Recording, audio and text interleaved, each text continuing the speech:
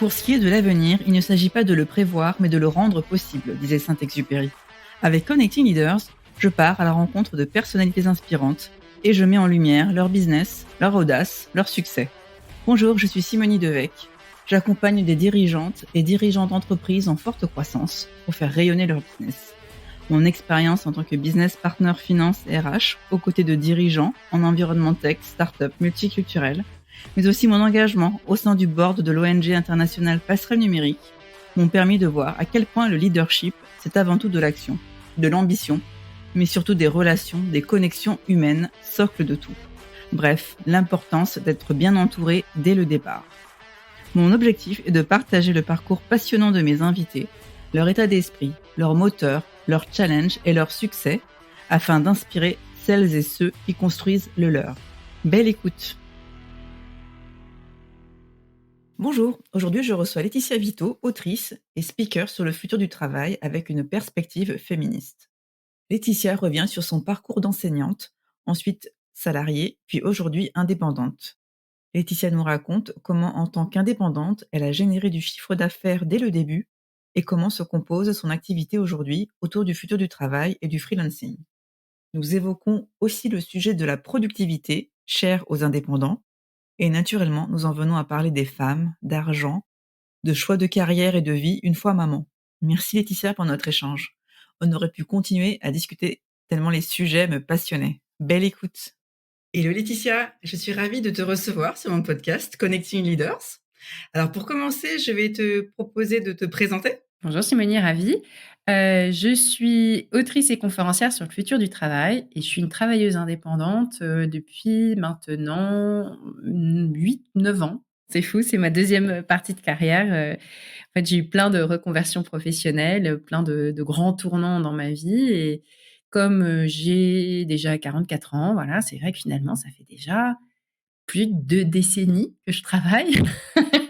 Vu comme ça donne le vertige. Et c'est pas fini.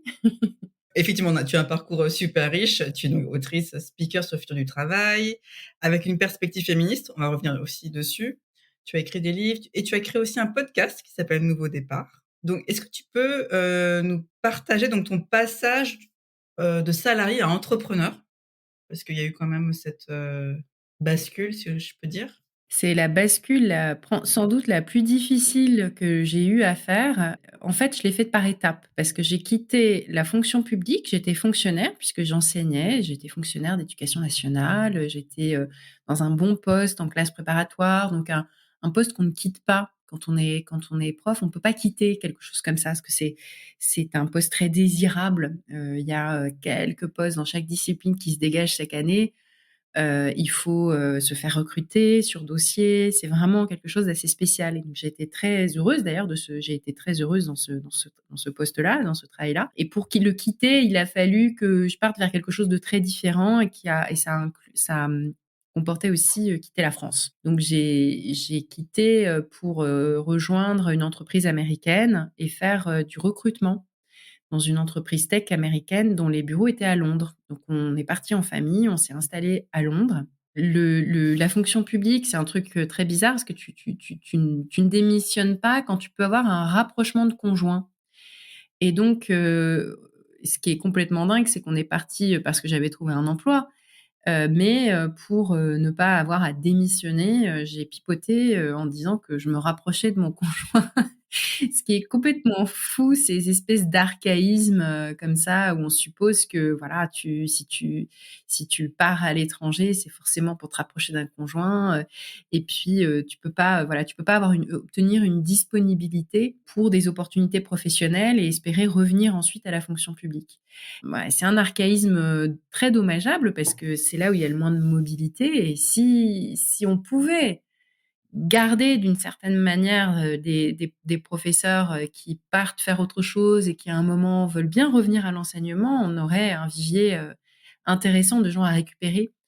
Et là, la mobilité, c'est un impensé. En fait, c'est complètement un impensé dans l'éducation nationale qui sclérose beaucoup d'ailleurs toutes les ressources humaines en fait dans un monde où on n'arrive pas à recruter, où on remplit les trous, on est dans une logique de remplissage de trous grâce à Pôle emploi, sur des contrats courts, parce qu'il y a une part, de plus en plus importante de gens qui ne sont pas fonctionnaires, qui sont devant les élèves, dans les écoles, dans les lycées, dans les collèges. Moi, c'est un sujet qui m'intéresse beaucoup, cette idée de, repenser les ressources humaines dans ce qui est le 1er employeur de France. C'est le premier employeur de France, l'éducation nationale. Donc voilà, c'est un gros sujet. Mais donc j'ai quand même, voilà, je suis partie et puis je ne suis pas restée très longtemps salariée de cette entreprise américaine parce que ça ne me convenait pas et c'est là où je me suis retrouvée sans rien, en fait et où j'ai dû créer quelque chose. Au bout de combien de temps? Alors c'est difficile à dire parce que j'avais pas de rupture conventionnelle étant en Angleterre, toutes ces choses-là n'existent pas. Je n'avais pas de chômage, hein, donc j'ai créé quelque chose avec, l'objectif, de très rapidement, générer des revenus et donc au début, une partie un peu alimentaire, c'est qu'on prend des petites missions alimentaires. Finalement, c'est pas si difficile à mettre en place quand on a déjà eu une 1re carrière professionnelle, quand on arrive à déceler, voilà, les tâches sur lesquelles on est bon et puis qu'on se met pas directement comme objectif de faire quelque chose de, fantastiquement palpitant, épanouissant, et supérieurement intelligent, bah, finalement, on arrive assez rapidement à avoir, des missions qui correspondent à ce qu'on a envie à ce qu'on est capable de faire et puis petit à petit, on remplace ces missions alimentaires par des missions de plus en plus intéressantes et ça se fait de manière un peu incrémentale, en fait. Et du coup, je trouve ça assez intéressant d'être obligé de créer une activité qui génère des revenus très rapidement. Non pas que je trouve pas formidable le fait d'avoir des allocations chômage et de prendre le temps d'une reconversion bien faite, mais l'inconvénient d'avoir beaucoup de temps, c'est que peut-être qu'on met la barre trop haut, dans la création d'une activité et quand on est indépendant, finalement, le plus important, c'est de se rassurer dans un premier temps sur sa capacité à signer des contrats, à avoir des clients, à gérer cette relation avec, des prospects, des clients et il y a cet apprentissage à faire qu'au début on peut faire sur des tâches, pas forcément, dont on se dit pas qu'on va faire ça toute sa vie. Donc j'ai fait beaucoup de copywriting, vraiment des tâches d'écriture, très marketing, où je mettais pas forcément mon grain de sel, j'étais pas dans une logique d'expertise. Est-ce que tu t'étais formée sur le copywriting justement ou c'était quelque chose que tu savais déjà faire? Alors j'ai toujours beaucoup écrit et puis c'est vrai que, par exemple, ma reconversion en enseignante, ça s'est passé par le passage d'un concours, parce que j'avais, simplement un diplôme d'HEC, mais qui donne un équivalent de maîtrise qui autorise à passer un concours comme l'agrégation, enfin le CAPES ou l'agrégation. Et donc, c'est vraiment par ce travail d'écriture, que j'avais beaucoup travaillé déjà, en classe préparatoire, préparation des concours, j'adorais faire des dissertations. C'est comme ça que j'ai réussi les concours des écoles de commerce. C'était vraiment mes dissertations, voilà, les langues et les dissertes, plus que les maths, même si j'étais pas ouais, assez littéraire et puis après enseignante, pendant des années, enseignante en classe prépa, je devais construire en fait construire des cours, construire, des séquences, des séances et des séquences et finalement, c'est assez proche d'un travail éditorial. Par ailleurs, j'éditais aussi les écrits de mes étudiants que j'invitais à publier des articles sur ce qui étaient les premiers blogs, voilà, on bloguait beaucoup, prof-élève, mélangés et donc j'étais finalement là-dedans, pendant des années et j'avais lancé un blog personnel déjà, peut-être, 10 ans avant, en fait. Et donc je me suis mise à écrire beaucoup. Donc ça n'a pas été très difficile et j'ai vite, compris aussi que c'était une force chez moi, en fait, que c'était pas quelque chose que tant de gens faisaient bien. Et que, notamment sur l'écriture marketing qui est parce que le marketing, ce qui est intéressant, c'est que c'est très économe en mots, en fait. Tu as vraiment un travail sur les mots, c'est très ciselé, c'est très, actionnable, en fin de compte, il y a un travail sur la langue parce qu'on méprise souvent, hein, le marketing, «Ouais, c'est pas intelligent» et cetera, en fait, il y a un travail sur la langue qui est assez, intéressant. Donc ça a été une bonne école. J'en ai fait beaucoup dans le domaine du retail, par exemple. Donc j'ai travaillé pour une organisation qui s'appelle le Consumer Goods Forum, donc c'était en anglais. C'est une organisation qui réunit, tous les grands de la distribution dans le monde et puis les manufacturers voilà, Coca, Danone, et cetera, pour, organiser un événement annuel où on réfléchit à l'avenir de la grande consommation, du retail, la distribution sous l'angle de l'environnement, la soutenabilité, et cetera et cetera. Et donc c'est très marketing. Du coup, coup, c'était très marketing. Je faisais une newsletter, en gros, autour des événements annuels de cette organisation. Chaque newsletter très travaillée, au mot près, et ça a été, je trouve vraiment une école ouais, une école de concision, en fait. J'ai fait ça au moins à temps partiel pendant plus d'un an. Vraiment, voilà, travailler chaque mot avec un souci d'équilibre, chaque paragraphe, doit être, bien équilibré et cetera. Donc c'était une bonne école. Et donc ensuite, donc tu as commencé ces missions et donc petit à petit, Alors, en fait, petit à petit, ce qui est la bascule est tu as raison, la bascule est subtile. C'est pas sur la taille des missions que s'est fait la bascule, c'est sur la notion d'expertise. J'étais toute seule, aujourd'hui, je me suis associée avec mon conjoint et puis je travaille de temps en temps avec des freelances, donc il m'arrive de constituer des mini-équipes, mais vraiment mini, hein, parce que je ne manage pas, de salariés. Je ne dis pas que je le ferai jamais, mais a priori, ça me fait assez peur d'avoir des salariés pour plein de raisons, parce que, c'est une espèce de côté charge fixe, où, voilà, toute la responsabilité de générer du chiffre d'affaires, c'est pour toi, et le salarié, c'est comme se rajouter des bouches à nourrir quand on n'est pas sûr de quoi demain sera fait.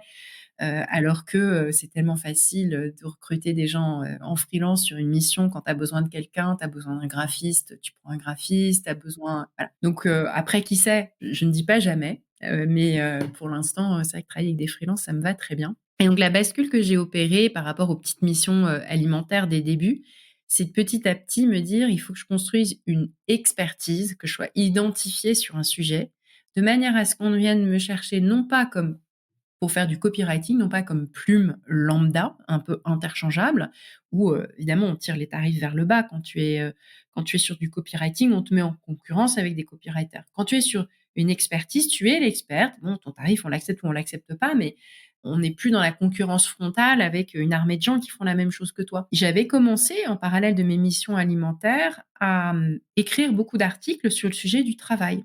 Les reconversions professionnelles, le sens au travail, le freelancing. des sujets qui déjà t'intéressaient, te portaient, enfin Ouais, exactement, parce qu'à titre personnel, c'est quelque chose qui m'a, c'est le cas de le dire, travaillé déjà depuis longtemps.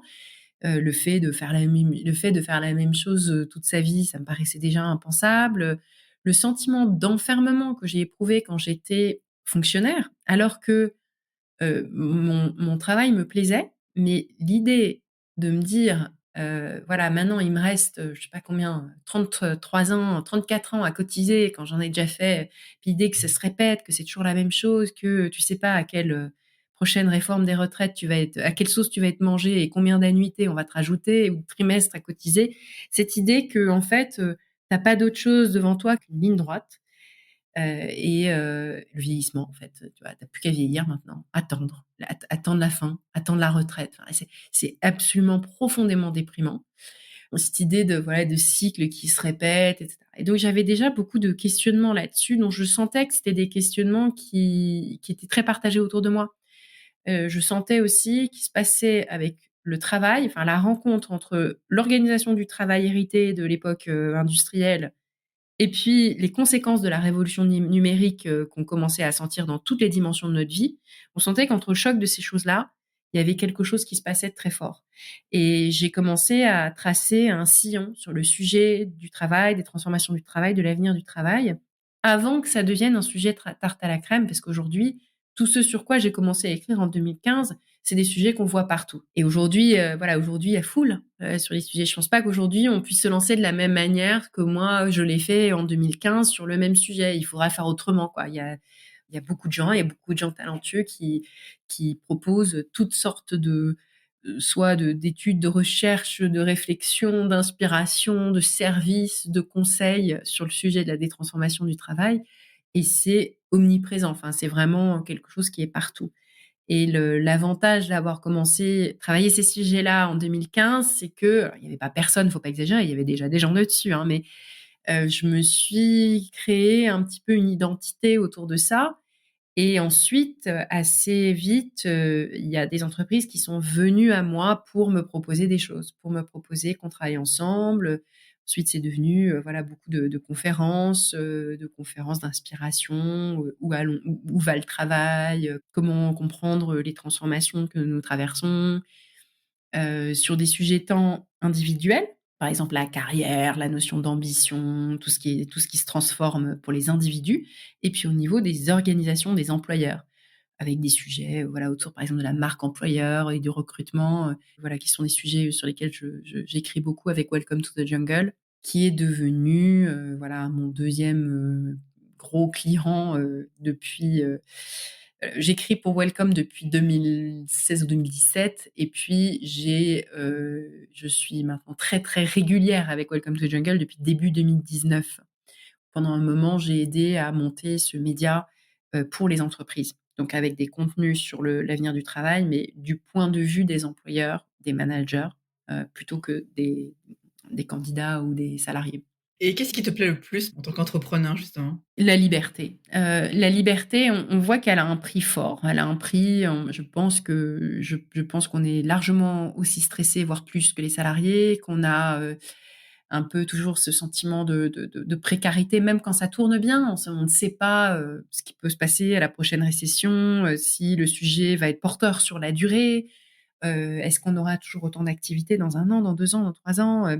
Il y a une insécurité, il y a une petite peur qui est derrière ça, mais qui est, je pense, la facette qu'il faut accepter de cette liberté que tu as de ne voilà, de ne pas être dans un lien de subordination.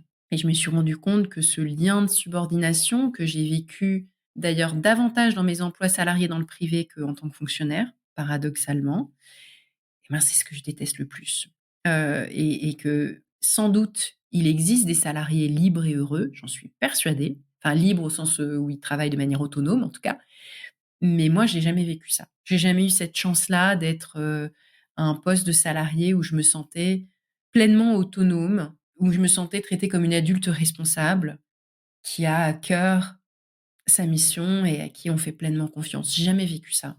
J'ai toujours eu une espèce de sentiment d'infantilisation, quelque chose de voilà, de l'ordre d'un sentiment de privation de liberté qui m'était douloureux. La liberté est une valeur, importante à tes yeux? Et c'est ce qui est le plus important pour moi, de pas avoir à rendre des comptes à un supérieur ou qu'il y ait pas ce théâtre de la productivité qui est, voilà, se montrer en train de travailler, faire ses petits jeux politiques pour plaire à ses supérieurs hiérarchiques.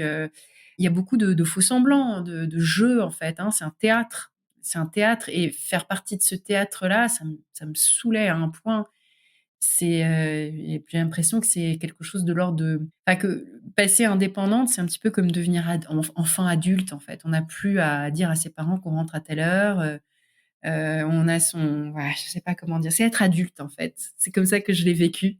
Mais c'est pas facile d'être adulte, hein. Je précise que c'est pas facile d'être adulte et que ça nous empêche pas d'avoir nos moments d'incohérence, de dire: «Ah quand même, c'était bien cool d'être enfant» et puis de plus n'avoir qu'à mettre les pieds sous la table, pour se faire servir par maman, un bon petit plat tout fait et puis, pas avoir de soucis administratifs. Débarrasser la table. Alors débarrasser la table, je le faisais, mais c'est ouais, c'est plus aider ses parents plutôt qu'être responsable et donc être responsable, c'est à la fois chouette et puis parfois on est tous, face à nos incohérences. Il y a des moments où on se dit: «Oh, c'est quand même cool d'être enfant aussi et de pas avoir ces responsabilités-là». Écoute, moi, en ce moment, je suis la formation Envie. C'est une formation qui t'accompagne donc pour se lancer, booster ton activité, d'indépendant. Qu'est-ce qui explique selon toi, cet engouement justement à lancer, son activité, que ce soit, en solopreneur, en freelance? Alors il y a plein de choses à dire sur ce sujet. Peut-être pour modérer un peu ça, il y en a en fait, c'est pas une explosion. Il y a pas, on avait dit il y a 10 ans ou un peu plus de 10 ans, on en parle beaucoup plus, mais on avait pensé il y a 10 ou 15 ans que, tout le monde du travail allait se plateformiser, que, on me posait des questions du type: «Est-ce que le salariat c'est fini? Est-ce qu'il y aura pas, 50 de travailleurs indépendants en 2030?» Et en fait, on n'est pas du tout à ces chiffres-là. Donc ça, c'est juste peut-être pour, modérer. En revanche, ce qui se passe, c'est qu'il y a beaucoup plus de porosité entre les statuts. C'est qu'il y a beaucoup de gens qui vont faire un passage en tant qu'indépendants, monter une entreprise, puis quand même revenir au salariat parce que, ils ont des enfants, ils ont besoin de signer un bail ou, que sais-je. Et qu'en fait, il y a cette espèce de voilà, de carrière faite d'étapes multiples dans lesquelles, en fait, on va passer plus facilement d'un statut à un autre et envisager en fait d'avoir des moments dans sa carrière qui ont des couleurs différentes et des statuts différents. Et l'autre grosse différence, je dirais, c'est qu'il y a beaucoup d'emplois qui n'étaient que salariés, qui aujourd'hui ou dans lesquels il y a de plus en plus de freelance. C'est-à-dire qu'avant, créer sa société, c'était, on l'imaginait comme quelqu'un qui allait avoir des salariés, un artisan, profession libérale, et cetera. C'était tout de suite, l'idée que soit tu avais un fonds de commerce, soit tu avais, un modèle d'affaires établi, qui impliquait, des souvent un gros investissement en capital.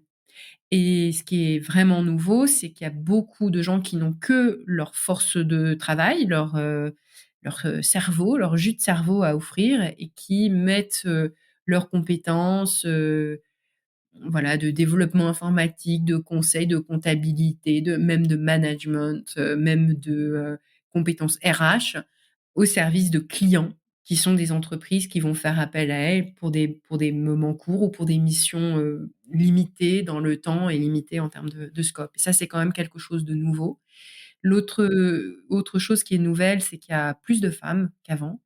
La création d'entreprises, c'était, il y a encore 20, 30 ans, presque que des hommes, j'exagère, mais c'était beaucoup, beaucoup, beaucoup d'hommes. Aujourd'hui, on a plus d'un tiers des créations d'entreprises qui sont le fait de femmes en France et ce chiffre monte. Il monte pas très, très vite, mais il monte et il monte, voilà, dans des secteurs différents avec beaucoup de petites entreprises et de très petites entreprises et d'entreprises individuelles. Et voilà, les entreprises individuelles, je pense qu'à 50 ans, c'était surtout, je sais pas, un plombier et puis aujourd'hui, c'est, quelqu'un qui fait du copywriting, quelqu'un qui fait du marketing, quelqu'un qui fait, graphiste, qui au lieu d'être salarié d'une agence, il y en a encore, hein, mais, va, être tout seul. Donc ça, il y en a beaucoup et chez les femmes, il y en a beaucoup des entreprises, individuelles très petites. Je pense qu'il y a aussi pour beaucoup, les effets de la déception d'un monde du travail qui continue d'avoir, des plafonds de verre, d'offrir des perspectives limitées, qui continue de perpétuer, du sexisme, du harcèlement, des ambiances de travail qui n'évoluent pas trop sur la question de l'équilibre des temps de vie. Pas assez en tout cas, pas assez pour les mères, de jeunes enfants par exemple, ou bien pour les salariés aidants et où du coup, on se heurte en fait à tout ce qui ne change pas assez vite. Et il y a une forme de déception qui est forte parce que ce sont des générations de gens, dont des femmes, qui avaient, dans l'idée que les choses changeaient pour le mieux et changeaient vite et en fait, le changement est lent. Le changement est lent sur ces aspects culturels, sur ce qui concerne, voilà, l'autonomie au travail et donc beaucoup s'emparent des nouvelles possibilités de travailler à son compte pour être maîtres de leur, emploi du temps et parmi eux, plus de femmes, du coup. Et c'est vrai que moi, je ressens ça beaucoup, c'est cette idée de maîtriser mon temps, de pas être, otage, d'une définition d'un emploi du temps qu'on vient m'imposer, en fait, d'en haut. Un de tes sujets aussi, c'est la productivité. Tu as écrit un livre sur la productivité, mais avec un prisme, féminisme. Corrige-moi si c'est ouais. Ouais, c'est ça. Est-ce que tu peux nous en parler, justement de la productivité chez l'entrepreneur? Est-ce que c'est quelque chose, selon toi, voilà, qui c'est une obsession? C'est vrai que voilà, nous, on facture notre temps finalement. Ce sont les entrepreneurs et les freelances, qui, sans doute, sont les plus férus de contenu sur, les routines pour être plus productif, le comment mieux maîtriser son temps, comment être plus performant au travail, comment mieux prendre soin de son corps, de son cerveau, et cetera. Non pas que les salariés ne le sont pas, mais la différence quand on est en tout cas quand on est freelance, c'est que tout ce qu'on en effet, on a un rapport au temps qui est très, très, tendu, pour plusieurs raisons. On n'a pas de congés payés, par exemple, il faut les prévoir, il faut les financer soi-même. On n'a que ce qu'on facture, hein, donc soit on facture au forfait, soit on facture au temps. Mais dans un cas comme dans l'autre, la manière dont on réussit à être performant, on en a directement les fruits ou on en a directement, les coûts si on n'y arrive pas bien. Alors qu'un salarié, son salaire ne change pas d'un mois à l'autre. Si pendant un mois, il ou elle a été, 10 fois plus performant, Certes, à la fin de l'année, il y aura il y aura une évaluation annuelle, un entretien, la possibilité d'avoir des arguments pour, demander une augmentation, mais c'est très graduel et c'est très limité. Donc en fait, les gains de productivité quand on est salarié, ce surplus de performance, on n'en maîtrise pas, on n'en a pas les fruits à soi tout seul quand on est salarié. En revanche, quand on est entrepreneur, quand on est freelance, tout ce que tu gagnes comme performance, c'est à toi, c'est pour toi, c'est tes gains pour toi. Et le risque, c'est en effet de devenir complètement obsédé par ça, avec, cette idée que le temps n'a de valeur que lorsqu'il est facturé. Et le message que j'essaye de porter dans En finir avec la productivité, c'est qu'il faut avoir une vision beaucoup plus globale de la productivité. C'est que en fait, il y a tout un tas de tâches qui soutiennent la productivité et que tout ce qui relève du support, par exemple dans les entreprises, que les RH, la compta, les femmes de ménage, toutes ces fonctions support, en fait, elles permettent à tout le monde d'être plus productif et qu'il faut arrêter d'avoir une vision individualisée de la productivité. Mais c'est pareil à l'échelle d'un freelance, en fait, il y a tout un tas de tâches qu'on fait qui sont, gérer son réseau, faire de la prospection, faire sa comptabilité, mais aussi tout simplement, en fait, prendre soin de soi, prendre soin de sa créativité, se nourrir intellectuellement, lire, se former et cetera, qui nourrissent la productivité de demain. Donc si on arrive à se détacher de ce rapport, au temps, facturable et à l'idée qu'il y a le temps n'a de valeur que lorsqu'il aboutit à du chiffre d'affaires, c'est quelque chose dont il faut absolument se défaire et puis surtout, ça dessert énormément, la performance en réalité. Parce qu'on a besoin quand on est sur des tâches, cognitives, exigeantes, on a besoin de se ressourcer. Le cerveau, ça marche pas comme une machine, donc c'est pas linéaire, pas toujours la même chose. On a besoin J'aime bien les métaphores agricoles pour ça. On a besoin de faire de la jachère, on a besoin de voilà, de temps de repos et puis, tout ce qui est très, très grande concentration, par exemple, dans ce qui est création, soit écriture, soit code, informatique, soit tout ce qui nécessite de vraiment beaucoup se concentrer.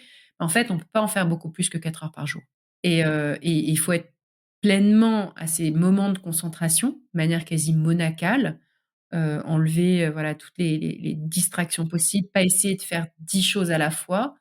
Je crois pas du tout au multitasking et je combats le mythe selon lequel, les femmes seraient bonnes en multitasking et les mères en particulier parce qu'elles ont une charge mentale et qu'elles font, leur panier de linge, plus leur mail, plus, un appel, plus, les courses pour les enfants.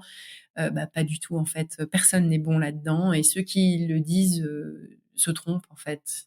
Se leurrent, c'est ça, c'est en fait, ils sont mauvais. On est mauvais quand on fait plusieurs choses. As-tu des tips perso justement à partager pour être productive? Alors, bah, justement, la 1re, c'est ça, c'est ménager ses attentes, en fait et pas penser qu'on va faire, 10 000 choses. J'y travaille encore parce que j'y suis je j'ai encore des attentes trop élevées par rapport à mes capacités et je m'en rends compte, très régulièrement et j'essaye de limiter ces attentes. Donc vraiment limiter le nombre de priorités. Des vraies priorités, on devrait en avoir, par exemple, en termes de tâches, de to do list, une, 2. Moi, j'en ai une, j'ai en général, maintenant, j'essaie de me mettre une priorité, créative. Par exemple, un article, la préparation, d'une émission, type, café freelance, voilà, une tâche créative qui va être, 3-4 heures de travail concentré et puis j'essaye de mettre une tâche administrative. Parfois, elle tombe à la trappe malheureusement, mais une tâche administrative, faire, 2 factures, faire une relance, faire, j'en sais rien, des notes de f quelques 3 jours de notes de frais, ou la logistique des prochains déplacements. Enfin voilà, des tâches comme ça qui sont des tâches, qui requièrent moins de concentration, qui sont plus courtes, qui sont moins palpitantes. C'est pas palpitant, le truc administratif, mais c'est faisable même en étant un peu fatigué. Et au-delà au-delà, en général, ça sert à rien. C'est-à-dire que tout le reste, cette liste énorme de trucs à faire, ça marche pas et en fait, on est beaucoup plus satisfait et on est bien meilleur quand on réduit énormément la to do list, aux choses vraiment essentielles et ça, c'est ce sur quoi je travaille, de faire, moins de choses, et surtout moins de choses à la fois. À chaque fois que j'ai 10 projets en parallèle, ça n'avance pas. Ça n'avance pas. C'est bien d'en avoir 2-3 parce que le fait de pouvoir justement alterner des tâches qui vont avoir des niveaux d'exigence cognitive différents. Par exemple, il y a des tâches très concentrées, il y a des tâches qui requièrent beaucoup d'échanges avec les autres et puis il y a des tâches qui sont des tâches superficielles d'organisation, de programmer, de logistique et cetera. Donc le fait d'alterner les tâches de nature différente, ça permet de se ressourcer, de pas trop fatiguer son cerveau, de pas être en burn-out. En revanche, au-delà d'un certain nombre de projets ou de missions en parallèle, en fait, on voit que ça stagne, ça n'avance pas, il n'y en a aucune qui avance. Tu l'as lu, le livre, The One Thing?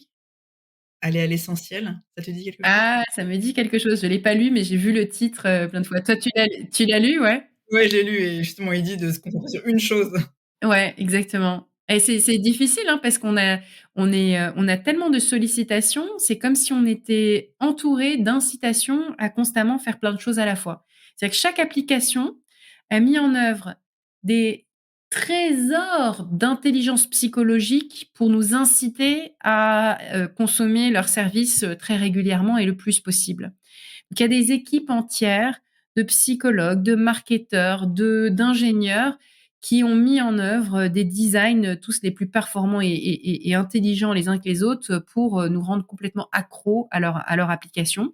S'ajoute à ça les exigences de la vie quotidienne, les exigences domestiques, la famille, etc. Et donc en fait, on voit que cette espèce de multiplication des sollicitations et des attentes multiples et lutter face à ça pour créer un environnement de travail dans lequel on fait qu'une chose, dans lequel on a des attentes, modérées par rapport à ce qu'on est capable de faire, c'est un sacré défi. C'est un sacré défi monacal et pourtant c'est de ça dont on a besoin pour pouvoir mieux travailler. Ouais, je pense que c'est vraiment le grand défi du cognitif de notre siècle. C'est celui de créer les conditions dans lesquelles on est capable de se concentrer sur une chose. Ouais, tout à fait. Et donc pour en revenir à ton livre, sur la productivité, donc avec un prisme féministe, pourquoi ce prisme féministe? Alors, quand on regarde le travail des salariés, les économistes nous disent qu'il y a des métiers productifs, typiquement, des ingénieurs, des ouvriers dans l'industrie et ça et puis des métiers peu productifs et oh, comme par hasard, les métiers peu productifs, c'est dans les services à la personne, le soin, l'enseignement. Ce sont les métiers dans lesquels il y a une majorité de femmes et quand on regarde les choses comme ça, sous cet angle-là, on fait: «Zut alors», donc il y aurait les productifs, donc majorité d'hommes et puis les peu productifs, une majorité de femmes. Il y a un truc qui va pas parce que, moi, dans ma perception des choses, les femmes travaillent beaucoup, elles travaillent généralement souvent plus, et elles sont dans un niveau d'épuisement. On leur demande tant de choses et il y a tant de choses qu'elles font qui justement ne sont pas valorisées, ne sont pas comptabilisées, sont invisibles et qui pourtant permettent à tout le monde d'être plus productif. Et donc l'idée c'est de revoir cet indicateur et cette vision économique, du monde autrement pour, mieux valoriser, une partie de ce travail invisible qui est porté par les femmes. Pas que les femmes, bien sûr, hein, il y a tout un tas de sujets qui se mêlent et c'est une en fait, c'est une cause universelle, hein. C'est les femmes et les hommes, on est tous dans le même bateau là-dessus. Mieux valoriser ce qui est invisible et essentiel, c'est le défi ça aussi c'est un défi du travail de demain parce que ces métiers peu valorisés, en volume, c'est ceux qu'on a le plus de mal pour lesquels on a le plus de mal à recruter des gens. En volume, c'est les infirmières, les auxiliaires de vie, les femmes de ménage, les enseignants. Donc c'est des métiers dans lesquels il y a plus de 60 de femmes. Pour certains, il y en a 95 par exemple, plus de 95 hein, par exemple les auxiliaires de vie qui s'occupent de personnes âgées. Tout ce qui est médico-social, soins, enseignement, voilà, on a énormément de femmes. Et ça, on parle de millions de personnes qui manquent à l'appel à l'échelle de l'Union européenne et même de la France. Si on met bout à bout tous ces métiers, on est dans des chiffres absolument colossaux. Donc bien sûr, on manque aussi, de certains types d'ingénieurs et puis de cadres et puis on manque aussi, de couvreurs, zingueurs et on manque aussi de plombiers. Mais, dans ces métiers-là, les métiers plus masculins, il y en a beaucoup, hein, pour lesquels on manque, mais on parle de dizaines de milliers de gens. Alors que chez les infirmières et les enseignants, on parle de centaines de milliers de gens. En volume, c'est colossal et puis c'est les métiers qui vont être le plus en croissance, parce que, transition démographique oblige, on sait très bien que, on va de plus en plus avoir des besoins en termes de soins, accompagnement des personnes âgées, les métiers domestiques et donc ça, on serait capable de le prédire avec pas mal de justesse. Mais si on n'arrive pas à valoriser, à rendre visible et à valoriser ce travail-là comme étant un travail pleinement productif, et ben, on n'y arrivera pas. Et c'est pleinement productif parce que dès que ça fait défaut, beh, il y a plus rien qui marche. Si les infrastructures lâchent, si les écoles ferment, si on n'est plus soigné, on peut plus travailler. De même qu'on peut plus travailler quand on n'a plus de wifi, on peut plus travailler non plus quand on a plus de garde d'enfants, par exemple. Donc ça veut bien dire qu'on est productif grâce à ça et si on est productif grâce à ça, c'est qu'on n'est pas productif tout seul et c'est que les métiers dits peu productifs, en fait, ils sont très, très productifs puisqu'ils portent la productivité des autres sur leurs épaules. C'est le voilà, c'est là qu'est le message, que j'appelle féministe, mais c'est un message universel, c'est pas un message qui est réservé aux femmes. Et justement, est-ce que tu te considères féministe? Oui, moi, j'ai jamais eu de problème avec ce mot. J'ai constaté en étant enseignante que au début enfin, la fin des années 2000, le début des années 2010, c'était un mot qui était devenu très tabou, qui était, alors je suis pour l'égalité, mais je suis pas féministe. Bah, c'est la définition, non, non, féministe, non. C'était vraiment, associé à quelque chose de et ça l'est encore, hein, ça l'est encore un peu, mais j'ai l'impression qu'on est dans une phase dans laquelle, au contraire, ça redevient à nouveau mainstream, voilà. C'est des vagues de courants, puis des courants qui s'affrontent parce qu'il y a pas un, il y a des féminismes et voilà, il y en a qui disent: «Oh non, celles-ci sont trop radicales», d'autres qui disent: «Oh non, mais celles-ci détestent les hommes, il faut pas détester les hommes», et puis, d'autres qui disent: «Mais non, celles-là sont trop modérées, on n'arrivera à rien», voilà, on voit qu'il y a comme dans toute l'histoire des idées, des courants qui s'affrontent, qui sont pas toujours d'accord. Si on schématise, entre eux des essentialistes qui diraient que les femmes sont essentiellement différentes et donc doivent avoir accès à des avantages différents et puis, les universalistes qui disent: «Mais non, en fait, au fond, tout ce qui compte, c'est qu'on est tous pareils et qu'on doit avoir exactement les mêmes opportunités, la même égalité». On voit qu'en fait, entre ces 2 modèle finalement, de vision du féminisme. On continue d'avoir des oppositions, mais moi je m'intéresse à beaucoup de courants différents. J'ai de la sympathie un peu pour tous finalement, même si je suis pas d'accord avec tout. Mais j'ai toujours accepté cette étiquette-là, je l'ai toujours même revendiquée, déjà quand j'étais enfant en fait. J'ai des souvenirs très précis, je sais pas si c'est pas quelque chose que j'ai recréé dans ma tête, mais dans mon souvenir, quand on m'a forcé à répéter en cours de grammaire que c'est toujours le masculin qui l'emporte, je supportais pas ça. Je supportais pas ça, je dis: «Mais pourquoi? Et pourquoi? Et pourquoi?» Non, mais non!» Donc j'ai voilà, des souvenirs très lointains aussi de ma mère qui était dépendante économiquement, qui avait parfois à demander la permission, comme si, là encore, elle n'était pas une adulte responsable. D'où peut-être mon obsession d'être une adulte responsable, de pas être infantilisée, de pas être, dominée. Quel était ton rêve de petite fille? Et la petite Laetitia, est-ce qu'elle voulait, être enseignante? Est-ce elle avait un rêve? Je me souviens alors toute petite, je me souviens pas de quoi je rêvais, mais je sais qu'avant l'adolescence, j'avais des fantasmes d'enseigner. Donc je me voyais bien, professeure, c'est pas un hasard si je le suis devenue. Mais à l'adolescence, ces rêves ont disparu parce que j'ai intégré la vision de la société sur le métier comme étant quelque chose de pas très valorisant, en fait. Et donc ce rêve, je l'ai évacué. J'ai pas entretenu, j'ai pas cultivé cette ambition d'enseigner. Et donc j'ai fait une école de commerce, c'est mieux, je vais travailler en entreprise et cetera. Et c'est face à une première crise dans ma vie qui était, que j'étais pas du tout heureuse dans ce premier travail, je me dis: «Il faut que je fasse autre chose, je suis trop mal», que j'ai renoué avec, l'envie d'enseigner et que je l'ai fait avec plaisir. Et je pense qu'il y a un monde parallèle dans lequel j'aurais pu faire ce travail toute ma vie, un monde parallèle où ce métier est bien considéré, où on est bien payé, où on est valorisé, où on a des mobilités, des possibilités de faire des choses un peu différentes, où on a, toutes les gratifications du métier, mais sans avoir, les blagues sur, les profs, c'est parasites qui foutent rien. Voilà, j'aurais pu faire ce métier toute ma vie, en fait, s'il avait été plus valorisé. Et peut-être tu penses peut-être y revenir un jour? En fait, j'enseigne, hein, régulièrement. Maintenant, finalement, même une conférence, c'est un peu comme ce que je faisais en cours. Je transmets. Tous les ans, je vais avoir, des interventions, dans une école, je vais avoir, voilà, je fais, une intervention, à HEC, une intervention à l'EM Lyon, pendant des années, alors que j'étais plus officiellement enseignante, j'ai, fait des cours à Sciences Po. Voilà, il y en aura toujours un peu, en online, parce que j'aime bien aussi, voir, des plus jeunes que moi, et que ça me plaît. C'est un complément en fait, enfin, où ça fait partie d'un ensemble de choses, Je sais qu'à un moment, tu as parlé dans je sais plus quel podcast de pénalité maternelle, pour qu'on rester un peu dans le féminisme. Est-ce que tu peux nous développer cette, notion?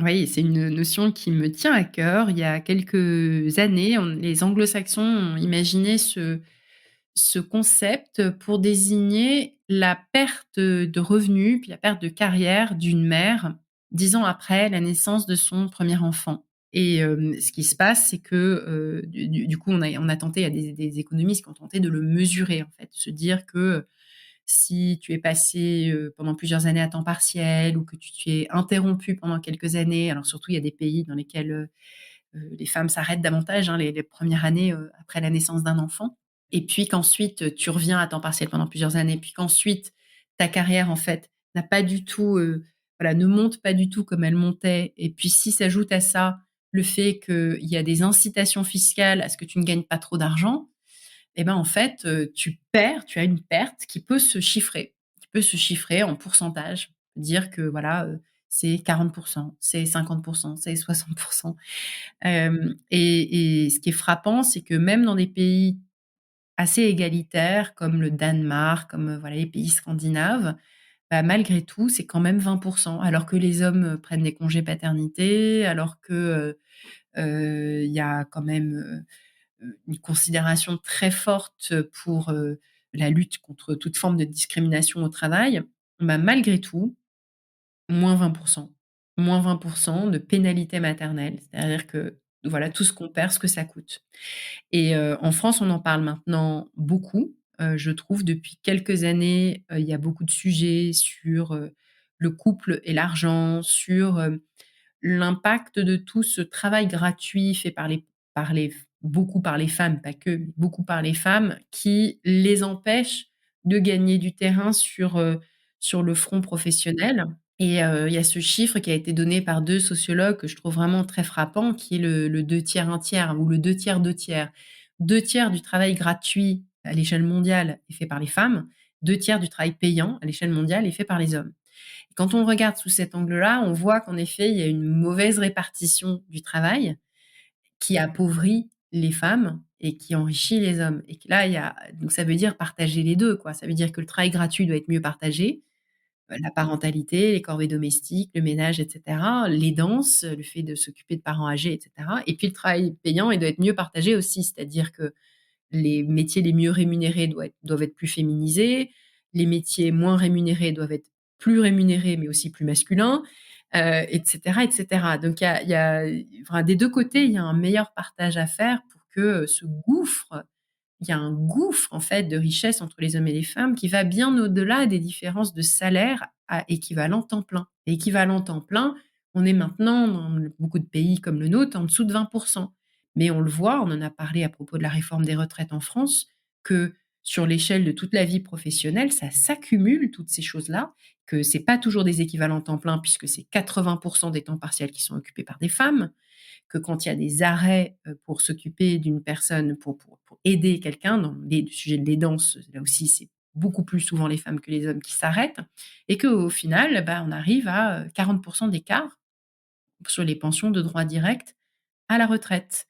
On voit que, voilà, la pénalité maternelle, elle a un effet cumulatif qui fait qu'en fin de carrière, les femmes sont vraiment beaucoup plus pauvres. J'habite en Allemagne. En Allemagne, c'est vraiment très, très, très fort. Les anglo-saxons qui ont mesuré ça, alors il y avait une étude Forbes qui a montré, je ne crois pas me tromper, que la pénalité maternelle en Allemagne était de 62. Donc c'est, voilà, absolument, gigantesque. Et alors la France est moins pire, mais c'est néanmoins trop aussi. Mais ça montre, voilà, ça nous montre une vision sur l'ensemble de la carrière, que tous ces petits choix qu'on fait, et en fait, il y a un effet cumulatif qui aboutit à une grande paupérisation à la fin de la carrière. Et toi, est-ce que tu aurais des recommandations justement par rapport à tout ça? Il y a 3 niveaux, c'est par lesquels prendre le sujet. Il y a le niveau individuel, le niveau des organisations, des employeurs, et cetera, et puis le niveau de l'État, des politiques publiques, des politiques fiscales. Si on commence par le haut de l'entonnoir, on prendrait peut-être d'abord les politiques publiques.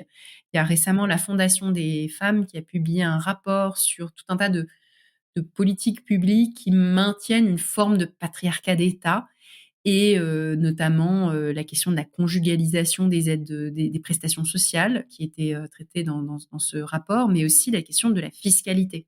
Le fait que le quotient conjugal, quand il y a un écart très fort dans un couple entre les revenus, des 2 personnes, du couple, ça fait que ça désincite la personne qui gagne peu à gagner plus d'argent. Donc ça maintient souvent des inégalités très fortes parce que sinon le reste serait, hein, on change de catégorie, d'assiette, et puis, on paye beaucoup plus d'impôts, donc l'impression que ça vaut plus la peine, quoi.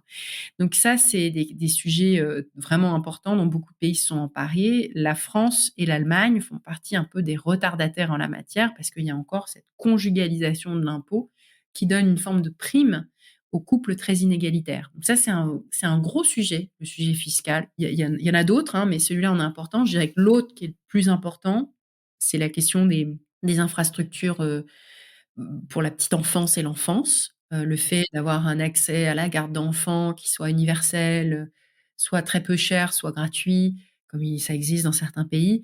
On a cette grande force en France d'avoir l'école maternelle, quelque chose qui n'existe pas en Allemagne, par exemple, hein. Donc à 3 ans, tout d'un coup, voilà, ouf, accès à l'école. Mais entre 0 et 3 ans, on pourrait quand même faire mieux. Toi, tes enfants, tu les as eus en France Moi, ou alors ils étaient petits, ils ont été tout petits en France. Quand on est arrivé en Angleterre, mon plus petit avait 3 ans. Et en effet, du coup, j'ai fait l'expérience de ça, c'est qu'il était en preschool à Londre et ça coûtait une fortune. Ça coûtait vraiment une fortune. Donc pour pouvoir travailler, il fallait accepter de renoncer à une grosse part, enfin vraiment, c'était je sais pas si on peut appeler ça un investissement. Moi, je l'ai vu comme un investissement, mais pour beaucoup, c'est vu comme de l'argent perdu. On se dit: «Je vais passer à mi-temps». Et c'est un choix qu'on fait assez naturellement quand on est face à des coûts pareils. Donc on voit que les soi-disant choix des femmes, puisque c'est essentiellement des femmes qui vont à temps partiel quand quelqu'un le fait, c'est pas des choix si libres que ça. Ce qu'on appelle des choix, en fait, c'est déterminé par l'offre de garde d'enfants existante. Et du coup, si elles avaient accès à la possibilité de faire garder leurs enfants, en général, elles feraient pas les mêmes choix. Donc ces choix ne sont pas des choix, en fait. C'est des choses, qu'on fait, par la contrainte. C'est pour ça qu'il faut pas trop culpabiliser les choix faits par les femmes parce que souvent, c'est des choix qu'on fait, face à une réalité qu'on ne peut pas changer, en fait. La deuxième chose, c'est les organisations, les employeurs. Là aussi, il y a pas mal de progrès qui sont faits, avec beaucoup d'entreprises qui se disent que la question de la parentalité est un sujet dont elles doivent s'emparer, complètement, en étant, plus actives sur les questions de garde d'enfants, en étant plus vigilantes sur l'équilibre des temps de vie pour pouvoir permettre aux parents d'être, parents et salariés, sans que ça soit, sans qu'on soit obligé de faire semblant quand on est salarié de pas être parent et quand on est parent de pas être salarié. Mais c'est pas si facile que ça parce que les exigences sur la parentalité ont augmenté. Aujourd'hui, on est des parents beaucoup plus, présents pour leurs enfants qu'il y a 30 ans ou 40 ans. On allaite plus dans les premiers temps, beaucoup plus qu'il y a 30 ans. On surveille beaucoup plus ses enfants qu'on laissait plus tout seuls il y a 30 ou 40 ans. On leur fait faire plus d'activités, on les accompagne à droite à gauche beaucoup plus, qu'il y a 50 ans. Enfin, et donc on voit qu'en fait la parentalité devient plus exigeante en même temps que, la participation dans le monde du travail est plus grande pour les femmes. Donc ça fait un espèce de voilà, une espèce de surcharge qui est quand même encore plus forte aujourd'hui qu'autrefois. Et les entreprises se rendent bien compte que c'est un goulot d'étranglement parce que ce problème-là, ça leur fait perdre des gens, ça leur fait perdre des candidats aussi et que tant qu'on a une vision d'un poste qui dit: «Je veux un investissement total pour pouvoir accéder à tel niveau de la hiérarchie, il y a pas d'autre chose que de rester au bureau jusqu'à 22:00», du coup, vous n'avez pas de femmes, par exemple. Donc vous n'arrivez pas à diversifier, vous n'arrivez pas à diversifier votre équipe, parce que l'organisation du travail, ça va pas, en fait. On n'est pas adapté. Donc je pense que là, il y a quand même vraiment des prises de conscience. Parfois, il y a des prises de conscience et des beaux discours, mais la réalité change pas trop. Voilà, donc encore du travail et puis après, il y a l'échelle individuelle et l'échelle individuelle, elle est intéressante aussi parce que, certes, on peut pas tout quand on est tout seul, hein, on peut pas changer le monde tout seul et puis, encore une fois, il s'agit pas de culpabiliser sur les choix qu'on fait, mais, il y a beaucoup de nouveaux contenus, de nouveaux médias qui se créent sur le rapport à l'argent pour pouvoir, être, voilà, plus vigilant là-dessus, il y a beaucoup aussi de choses sur le couple où on dit, «Attention, oui, oui, il vaut mieux se marier parce que, si on se marie, on peut espérer avoir un jour une pension de réversion. Si on se marie pas, il y a pas de pension de réversion». Qu'à partir du moment où on commence avec les enfants, par exemple, à passer à temps partiel, à moins gagner et tout, bah, les gens non mariés, les femmes non mariées, elles se font vraiment, vraiment avoir parce qu'elles ont exactement les mêmes la même, configuration, la même situation, c'est-à-dire de choix qui sont pas toujours des choix complètement libres et elles se retrouvent après avec, pas du tout les mêmes protections qui ont été pensées dans le cadre du mariage. Donc c'est ces sujets-là dont on parle beaucoup avec la réforme des retraites et je m'en réjouis, par exemple, voilà, le sujet de la pension de réversion, c'est un gros sujet. Ça c'est en déclin la pension de réversion parce que beaucoup de femmes qui soit n'ont pas été en couple, mais sont, mères solo, soit ont été en couple mais pas mariées, n'ont absolument aucun mécanisme redistributif au moment de la retraite. Donc c'est des générations entières de femmes qui vont se retrouver vraiment pauvres à la retraite, qui non seulement vont travailler jusqu'à 67 ans, mais en plus vont quand même avoir des retraites, vraiment très petites, très faibles. Donc on se prépare des générations de femmes, âgées, pauvres, comme on observe en Allemagne, au Japon et cetera. Mais c'est des gros sujets et enfin, moi, je trouve qu'on s'en préoccupe pas forcément suffisamment tôt parce que, enfin, je me souviens, moi, quand j'avais, 25 ans, à la retraite, c'était loin pour moi et maintenant, je me dis, c'est des choses, voilà, je pense qu'il faut vraiment une certaine prise de conscience et maintenant avec les nouveaux médias qui arrivent, je pense que c'est une bonne chose aussi, tu vois, d'en parler, mais de manière très, drôle et puis aussi de manière très accessible aussi, tu vois? Oui, oui, non, mais tu as raison. Puis au moins voilà, les débats sur la réforme des retraites aura au moins ce mérite de peut-être, planter une petite graine dans la tête de gens assez jeunes, de se dire: «Ouh là là, faut peut-être que je me mette à épargner mieux, plus, que je me prépare à ça», et donc ça a au moins cet avantage-là. Alors dernière question, Laetitia, j'aime bien demander à mes invités quels sont leurs drivers? Qu'est-ce qui te fait lever le matin? La curiosité, l'envie de lire, en fait. Moi, je suis une grande lectrice et à chaque fois que j'écris quelque chose ou que je prépare quelque chose, j'ai ces rituels où je commence toujours, par lire et ma journée, elle démarre d'abord par de la lecture de la presse et parfois, quand je suis particulièrement détendue, ce qui n'arrive pas toujours, mais je démarre même par la lecture du livre que je suis en train de lire. C'est-à-dire que je me lève et j'ai envie de ça. Café, lecture. Et après, je me mets à produire.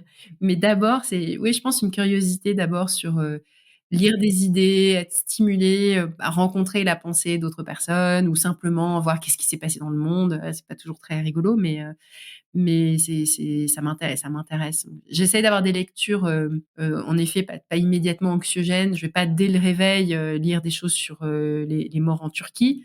Mais par contre, lire un article intéressant sur un sujet de fond, ça fait partie des choses qui m'aident à me réveiller, voilà. Enfin, après le café et après, la douche et cetera, hein, mais voilà. Bah, écoute, un grand merci Laetitia pour ton partage, c'est super intéressant. On peut te suivre sur les réseaux sociaux, LinkedIn? LinkedIn, j'étais beaucoup sur Twitter, mais maintenant moins depuis Elon Musk, donc je me mets un petit peu plus à Instagram aussi, sur lesquels je suis, joignable et puis, sinon sur mon site, je réponds aussi et j'ai une newsletter qui s'appelle Laetitia at Work, qui est sur Substack. C'est un bon moyen aussi d'échanger parce que souvent, moi j'ai fait beaucoup de rencontres grâce à ma newsletter. Les gens qui me lisent et puis en fait, en répondant à une newsletter, il y a un échange, une conversation qui se crée et j'ai fait des belles rencontres, grâce à ma newsletter et j'espère en faire encore à l'avenir. Et tu as aussi un podcast, Nouveau départ? Et mon podcast au départ également sur Substack, où j'interviewe des personnalités, beaucoup sur les sujets de travail, mais pas que et c'est des réflexions sur, les transformations sociétales. En fait, il y a maintenant il y a beaucoup de sujets, donc j'ai du mal à en faire une liste, D'accord, Le mot de transformation ou transition. génial. Merci beaucoup Laetitia, à bientôt. Au revoir. Merci Sonia, à bientôt. Merci d'avoir écouté cet épisode de Connecting Leaders. Si vous avez aimé cet épisode, vous pouvez soutenir le podcast en vous abonnant sur votre plateforme d'écoute ou en le partageant autour de vous, ou encore en laissant un commentaire sur Apple Podcasts. Merci et à très vite.